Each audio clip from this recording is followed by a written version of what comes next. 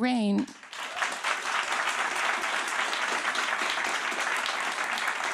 RAINN has received more calls in the last week. The numbers have gone up hugely, and they've had to call on resources because it isn't going away.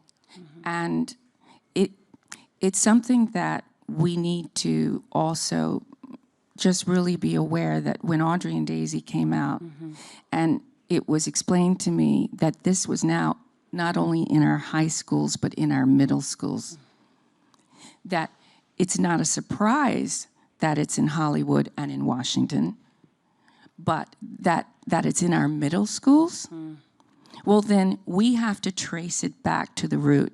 We have to tackle it with the grown-ups.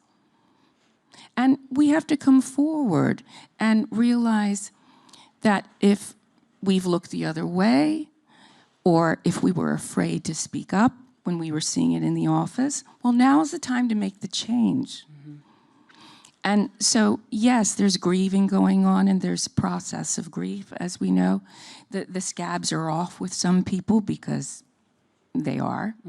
And so there's pain and there's anger and there are all these things. But to really make a change, that's a continued conversation.